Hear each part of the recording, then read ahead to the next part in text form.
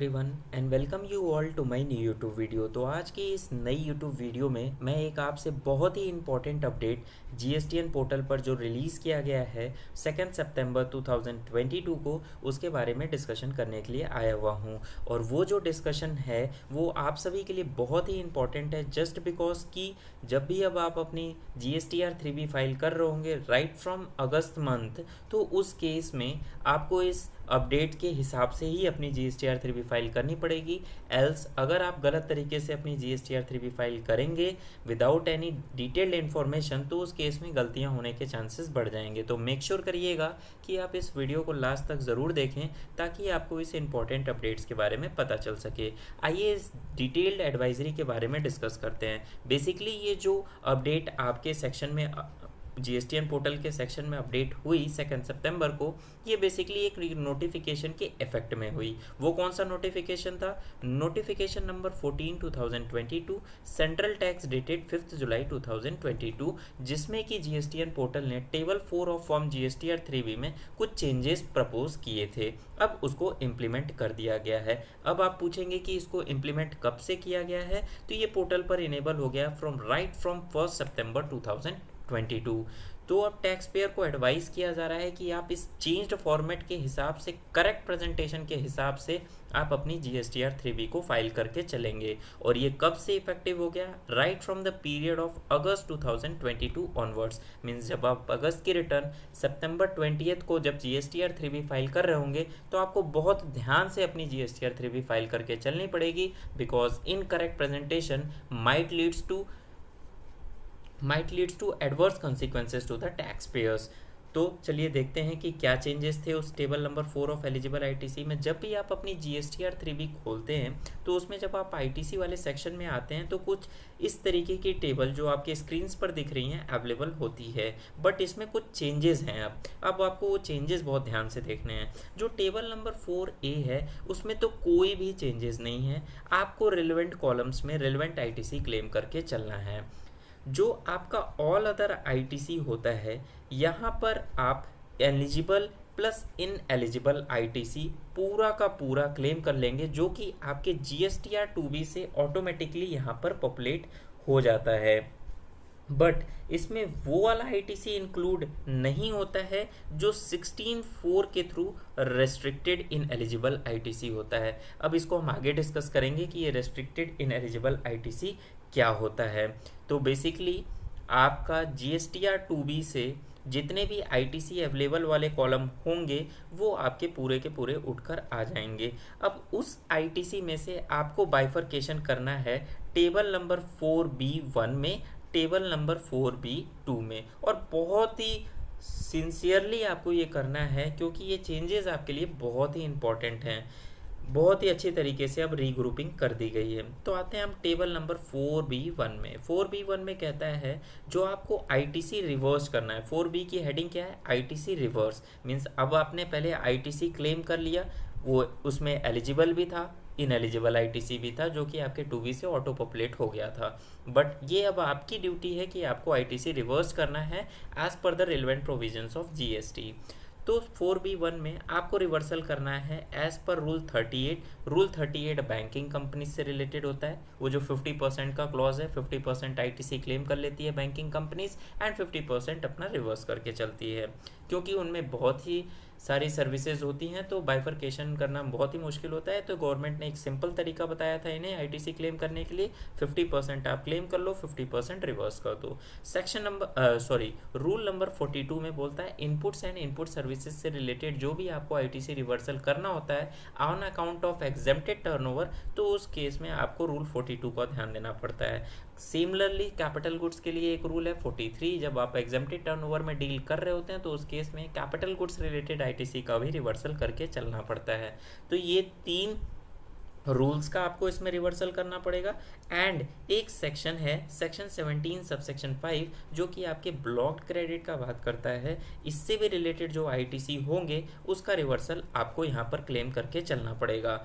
अब जब आपने 4B1 पढ़ लिया तो आप point number 3 of this advisory देखेंगे। 4B1 में ये सारे के सारे non reclaimable reversal of ITC होते हैं that needs to be reported in table 4B1। Means अब आप इसको फ्यूचर में कभी भी क्लेम नहीं कर सकते अगर आपने एक बार रिवर्सल करके अपनी GSTR 3B फाइल कर दी। 4B2 पर आते हैं कि यहाँ पर कौन से ITC का रिवर्सल करके चलना है। 4B2 में आपको उन ITC का रिवर्सल करके चलना है जिसको इन फ्यूचर आप जाके रिक्लेम कर सकते हैं। आप पॉइंट नंबर 3 के बुलेटेड पॉइंट 2 पे देख सकते हैं that all reclaimable ITC reversal may be reported in table 4B2. It should be noted that ITC reversed under 4B2 can be reclaimed in 4A5 at appropriate time, and the breakup of detail of such reclaimed ITC should be provided in 4D1. अब जो आपने 4B2 में non रिक्लेमेबल ITC का disclosure दिया था but अब condition satisfied हो गई, अब आप उसको ऑल अदर ITC में रिक्लेम कर रहे हैं तो उसकी प्रेजेंटेशन आपको 4D1 में देनी है that ITC reclaimed which is reversed under table 4B2 in earlier tax period. अब आप पूछेंगे कि इसका एक कोई एग्जांपल दे दीजिए। एग्जांपल की बात करूं तो जब हम कोई गुड्स परचेज कर रहे होते हैं या सर्विसेज अवेल कर रहे होते हैं तो उसकी पेमेंट हमें 180 डेज़ के अंदर में करनी होती है। अगर हम पेमेंट 180 डेज़ के अंदर में नहीं कर रहे होते हैं तो उस केस में हमको ITC का रिवर्सल करना होता है और जब पेमेंट करते हैं तो हम उसको रिक्लेम कर चल रहे होते हैं। तो ये उसी रिक्लेमेबल ITC की बात करके चल रहा है। फिर उसके बाद अगर हम पॉइंट नंबर 3 का थर्ड पॉइंट देखते हैं, the ITC not available mentioned in GSTR 2B of the tax payer has to be reported in 4D2 of table 4। अब आप पूछेंगे कि 4D2 में क्या मेंशन करना है। जब आप अपनी GSTR 2B खोलेंगे ना तो उसमें एक कॉलम होता है ITC नॉट अवेलेबल का, तो जो ITC नॉट अवेलेबल हैं वो आपको मेंशन करने हैं in eligible ITC under section 16(4). अब ये in eligible ITC under section 16(4) क्या होता है? ये वो वाले ITCs होते हैं जो कि सपोज फॉर एग्जांपल एक पर्टिकुलर फाइनेंशियल ईयर का आपका ITC है, फाइनेंशियल ईयर 22-23 का। इससे फिर फाइनेंस एक्ट 22 में एक अमेंडमेंट आई थी कि इस साल से रिलेटेड जो भी ITC है आप मैक्सिमम इसको कब तक क्लेम कर सकते हैं, 30 November following the completion of financial year और the filing of annual return whichever is earlier. उस डेट तक आप एक पर्टिकुलर फाइनेंशियल ईयर का ITC क्लेम कर सकते हैं। अगर उस डेट तक नहीं करते हैं तो आपको ITC इन एलिजिबल हो जाएगा, उस ITC को आप क्लेम नहीं कर सकते हैं। तो 4D2 में बेसिकली वही मेंशन होगा और 2B में भी ये ITC नॉट अवेलेबल वाले कॉलम में ऑटो पॉपुलेट हो जाता है on the basis of your invoice date. The ITC not available mentioned in GSTR 2B of the taxpayer has to be reported in 4D2 of table 4. उसके बाद fourth point आप देखेंगे, any ITC availed inadvertently in 4A in previous tax period due to clerical mistakes or some inadvertent mistakes may be reversed in table 4B2.